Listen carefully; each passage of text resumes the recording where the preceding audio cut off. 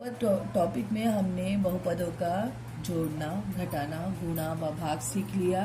अब जब भी आप बहुपद लेसन खोलते हैं तो आप इन क्वेश्चनों के आंसर सबसे पहले ढूंढें अपने दिमाग में। वो है बहुपद क्या है। तो बहुपद क्या है तो तुम्हारे दिमाग में तुरंत आ जाना चाहिए कि f of x equals to a n x to the power n a n minus 1 plus up to so on. That means यहाँ पे क्या आएगा, आपका उदाहरण दिमाग में आ जाना चाहिए। अगर ये आता है तुरंत दिमाग में उदाहरण आ जाइए 3x square plus 2x plus 3। अब उसके अनेक उदाहरण सोच लीजिए आप, है ना। ये बहुपद है ना। उदाहरण दिमाग में सोच लीजिए किस ये भी हो सकता है 2x प्लस 3। मैं रिवाइज कर रही हूँ थोड़ा सा, आप लोग अपने मन में ये सारे क्वेश्चंस रिवाइज करेंगे। दूसरा क्वेश्चन रहेगा आपका और दूसरा क्वेश्चन रहेगा आपका बहुपद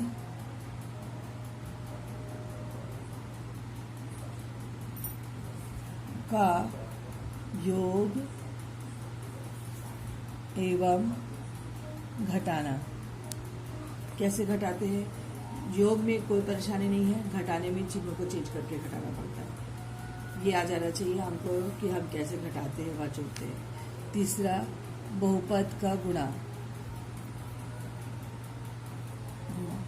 बहुपद के गुणा में हमको कोष्टक हल करना पड़ता है, हम किस प्रकार बहुपदों का गुणा करते हैं। चौथा बहुपद का भाग करने की विधि किस प्रकार की है वो दिमाग में बैठा लो, प्रैक्टिस करो इतना कि भाग करने की विधि पूरे दिमाग में बैठ जाए कि कैसे हम भाज्य, भाजक, भागफल और शेषफल में संबंध प्राप्त करते हैं। किस प्रकार हम भागफल से, जो भागफल में पद है उनसे भाजक को भाग देकर हम किस प्रकार संख्याओं को निकालकर हम किस विधि से उसको करते हैं। फिर उसके बाद आता है पांचवा आता है बहुपद का शेषफल प्रमेय। बहुपद का शेषफल प्रमेय।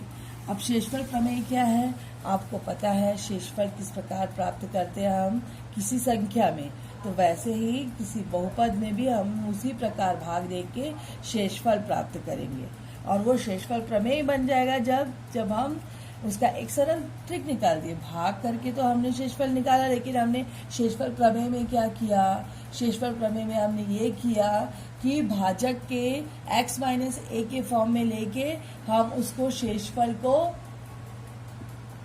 a का वैल्यू रख के किस प्रकार शेषफल को आसानी से ज्ञात कर लेते हैं, बड़े ही सरल रूप से बहुपद का। वो आपको दिमाग में आ जाना चाहिए, ये एक रिवीजन करना जरूरी होता है। और छठवा बहुपद का गुणनखंड प्रमेय। बहुपद का गुणनखंड प्रमेय। अब इसी के निष्कर्ष से हम क्या निकालते हैं कि हमारा जैसे ही हम शेषफल को शून्य रखेंगे हमको 2 गुणनखंड प्राप्त होगा। अब वो कैसे प्राप्त होगा, भाज्य बराबर भाजक गुणित भागफल धन शेषफल के फॉर्मूले से प्राप्त होगा। इतना हमने स्टडी कर लिया है। अब हमारे पास अगला क्वेश्चन क्या है। हमने क्वेश्चंस देखे, शेषफल प्रमेय से बना के देखे, गुणनखंड प्रमेय से बना के देखे। अब हम देखेंगे बहुपद, किसी बहुपद को, जैसे इसके और रिलेटेड क्वेश्चन है। जब किसी बहुपद f(x) को x स्क्वायर माइनस 9 से भाग दिया जाता है तब 3x प्लस 2 शेषफल है। जब इसी बहुपद को x माइनस 3 से भाग दिया जाए तब शेषफल क्या होगा। इस तरह आपने जो क्वेश्चंस दो सॉल्व किए हैं, मैंने जो आपको होमवर्क दिया था वो आपका सिंपल सा क्वेश्चन था, उसमें कुछ नहीं था। उसमें सिर्फ ये था कि बहुपद को किस प्रकार हम गुणनखंड प्रमेय और शेषफल प्रमेय का यूज करके हम सॉल्व करें। लेकिन अब हमारा क्वेश्चन थोड़ा सा घुमा दिया। जब किसी बहुपद f(x) को x स्क्वायर माइनस 9 से भाग दिया जाता है तब 3x प्लस 2 शेषफल है। जब इसी बहुपद को x माइनस 3 से भाग दिया जाए तब शेषफल क्या होगा। इसका सॉल्यूशन है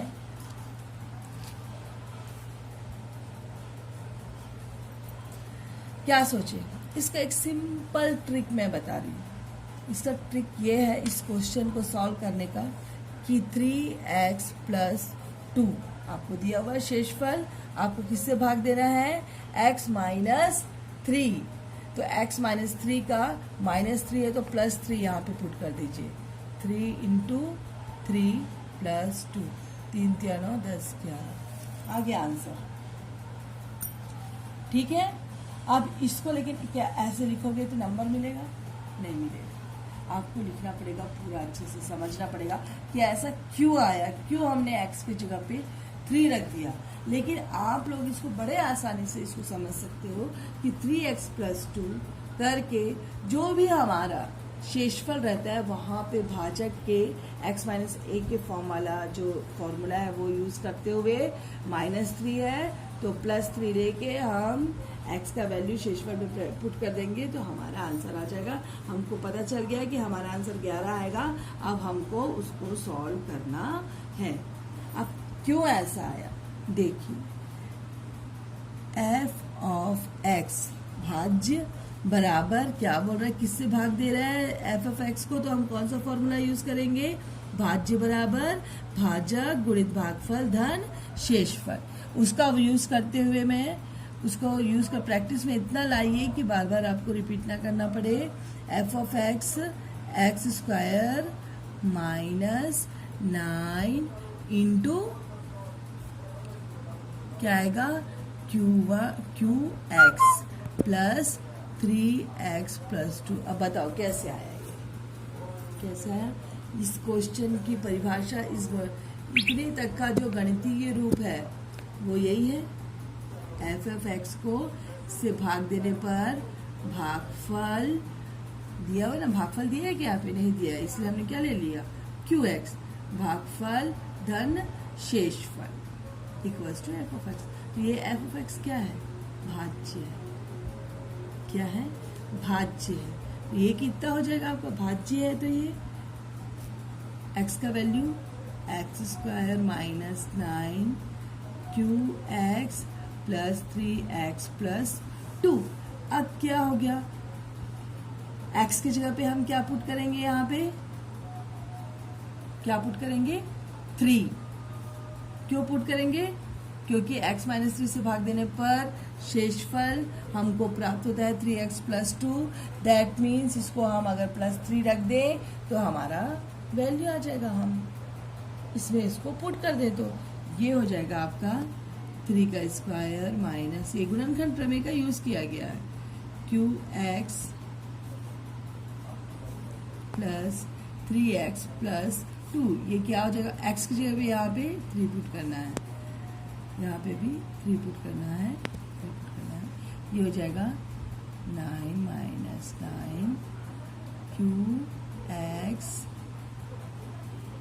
प्लस 3 3 9 10 11। इसका मेथड यही है, आपको ये बनाओगे तब आपको मार्क्स मिलेगा, नहीं तो नहीं मिलेगा।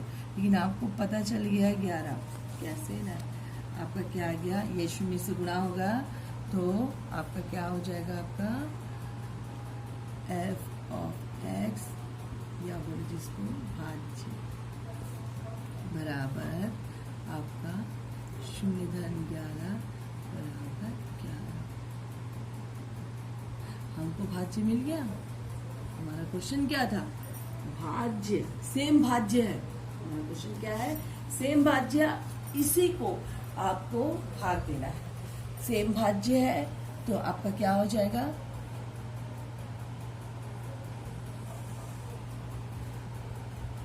x माइनस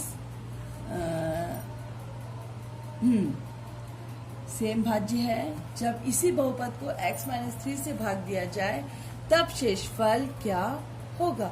तो ठीक है, सेम भाज्य है, हमने किससे भाग दिया, 3 को पुट करके भाग दिया, हमारा क्या आ गया आंसर 11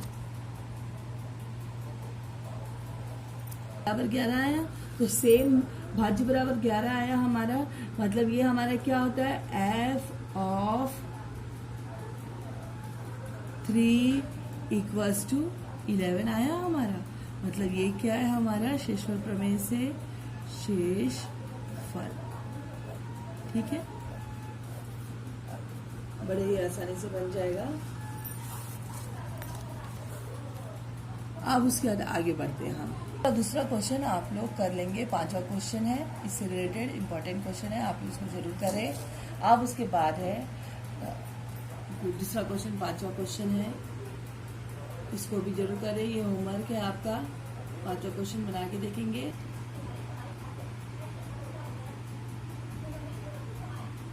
बहुपदों का गुणनखंड, बहुपदों का गुणनखंड।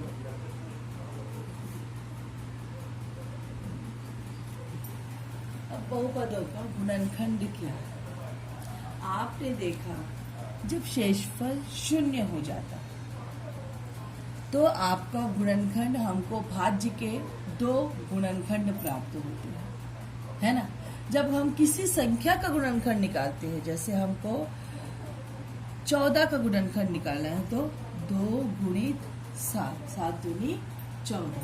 हमको 12 का गुणनखंड निकालना है, 2 गुणित 3, 2 दूनी 4, 4 तिया 12। अभाज्य गुणनखंड, अभाज्य संख्याओं के रूप में हम ये करते, गुणनखंड हम निकालना सीख चुके हम, है ना।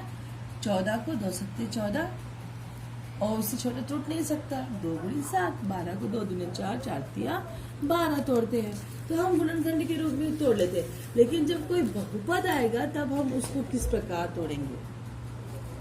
जब कोई बहुपद आएगा तब उसको हम किस प्रकार तोड़ेंगे? तो उसको तोड़ने की विधि है, एक है हम गुणनखंड द्वारा कॉमन लेके, उभयनिष्ठ लेके हम गुणनखंड ज्ञात करेंगे, और दूसरा हम सर्व समीका का प्रयोग करते हुए गुणनखंड ज्ञात करेंगे। वह भी सर्व समीका कौन सी, जो आप पढ़ चुके हैं, किस प्रकार की है? a plus b whole square equals to a square plus 2ab plus b square, a minus b square equals to a square minus 2ab plus b square. तीसरा a square minus b square equals to a plus b, a minus b. इस प्रकार देखिए, अब ये सर्व समीका है, ये क्या है? सर्व समीका। क्या है? सर्व समीका। इसका प्रयोग करेंगे। और आपका दूसरा क्या है? उभयनिष्ठ। एक, this point is first point and this point is second point is उभयनिष्ठ लेकर, उभयनिष्ठ लेकर बहुपद का हम गुणनखंड करेंगे। अब वो हम किस प्रकार करेंगे देख लेते हैं।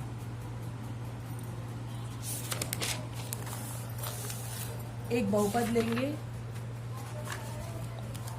जैसे हमारे पास एक बहुपद है,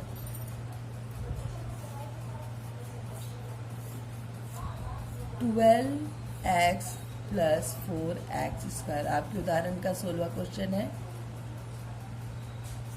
12x प्लस 4x²। उभयनिष्ठ कैसे लेंगे?